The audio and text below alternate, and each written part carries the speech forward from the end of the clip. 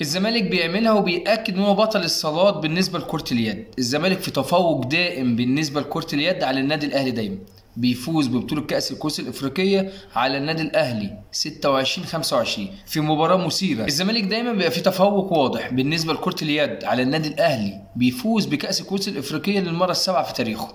النادي الاهلي قدم مباراه قويه، لكن دايما تفوق زملكاوي خلال سنين كتيره بالنسبه لكره اليد. الزمالك بيسيطر في مصر على كرة اليد ليثبت ان هو الفريق الاقوى في مصر بالنسبه لكره اليد. النادي الاهلي حاول مرارا وتكرارا مع نادي الزمالك في كره اليد للصالات، لكن دايما لو حسبت البطولات في خلال مثلا 7-8 سنين الاخيره هتلاقي في تفوق زملكاوي. حتى يعني ماتشات الديربي اللي كانت ما بين الاهلي والزمالك في كره اليد دايما بيبقى التفوق زملكاوي. الزمالك عنده لعيبه مخضرمه، لعيبه منتخبات، لعيبه كبيره، ابرزهم طبعا احمد الاحمر. المباراه شهدت وجود الكابتن محمود الخطيب. مفروض كان لعيبه يبقى عندها روح وعزيمه اكتر شويه، في حضره الكابتن محمود الخطيب لازم يبقى فيه روح اعلى من كده. اللعيبه اغلب الماتش كان فرق 3-4 ممكن يوصل ل5 كمان لنادي الزمالك. المباراه تنتهي 26-25 في حضور الكابتن محمود الخطيب.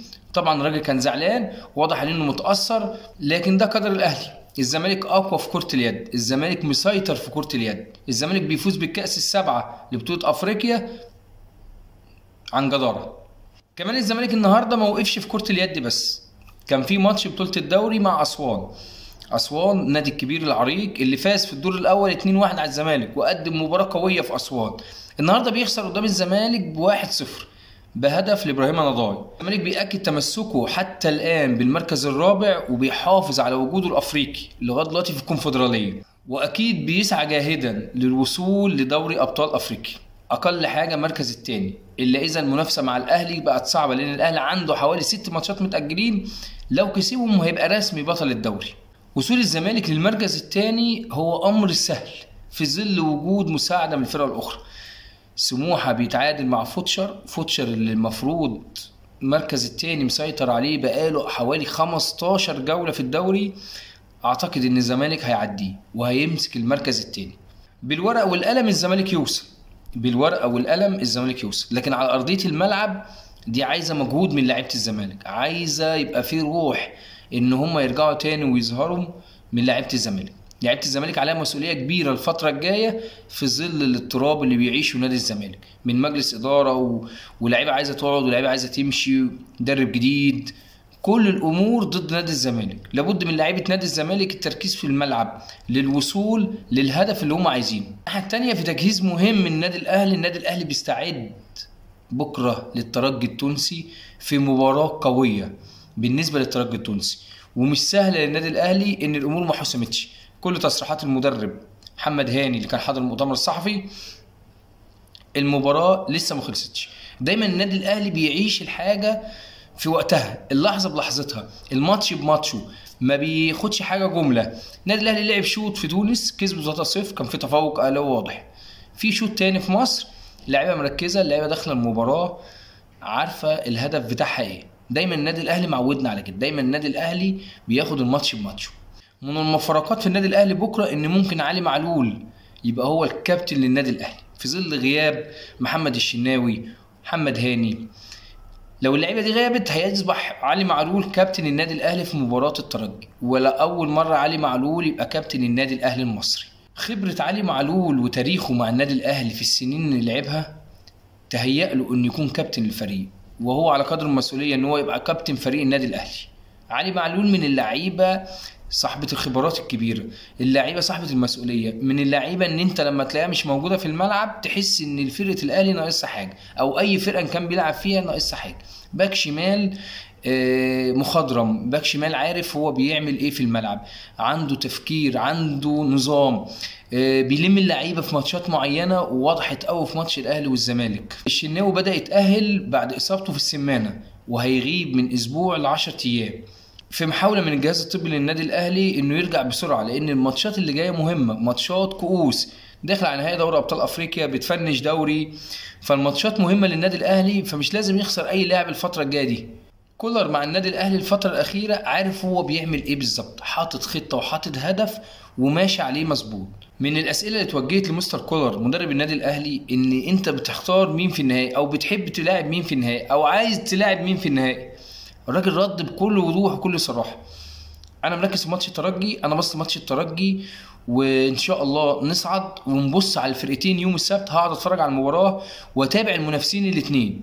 هو بالنسبه له الوداد وصن داونز الاثنين هينافسوه، عايز يشوف مين اللي هيكسب عشان خاطر يبقى عارف هيلاعب مين بالظبط، ويعرف يحط خططه ويدرب فرقته بناء على الفرقه اللي هو عايزها. الراجل عجبني انه ما قالش اتمنى حاجه، ما اختارش الموضوع ده. اي حد ممكن نلعبه ونحترمه، واي فريق يجي قدام النادي الاهلي يبقى ليه كل الاحترام. النادي الاهلي في حاله اللعب سان داونز يعني لازم يحذر، لازم يبقى عليه حذر كبير جدا.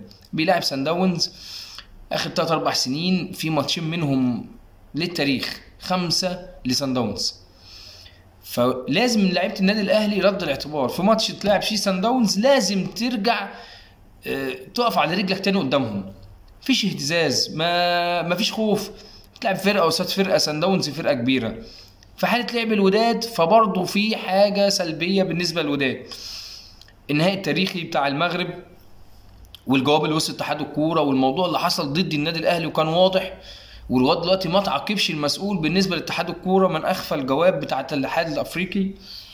الجواب بتاع الاتحاد الافريقي اللي جه الناس نامت عليه والموضوع عدى وما كانش فيه اي حاجه، ولكن اي حاجه حصلت بعد بيان واضح وصريح من النادي الاهلي.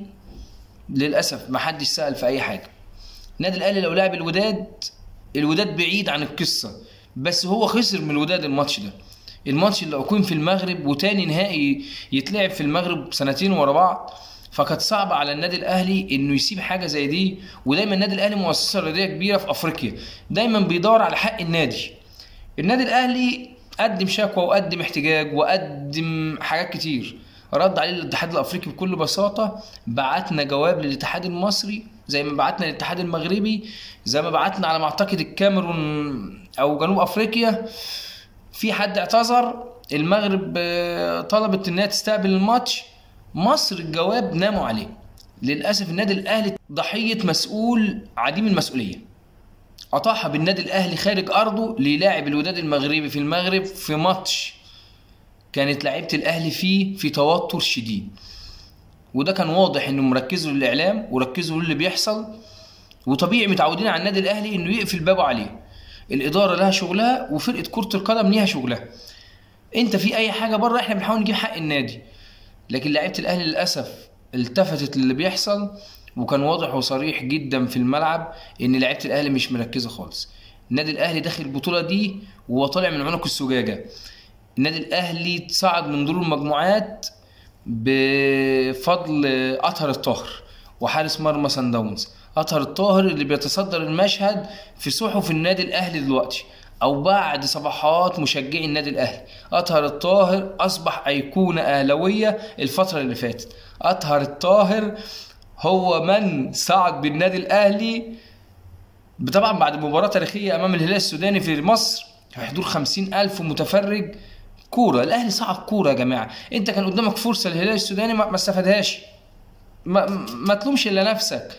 النادي الاهلي من النوعيه اللي لما بيمسك في فرصه ما بيسيبهاش. الاهلي مسك فيها، غلب الهلال السوداني 3-0، صعد تاني المجموعه، لاعب الرجاء كسبه في مصر 2-0، وتعادل في المغرب، وبيلاعب الترجي التونسي في قبل نهائي كسب في تونس 3-0. وبكره ماتش العوده في ماتش مهم وصعب، والتركيز بعد كده من سنلتقي في النهائي افريقيا.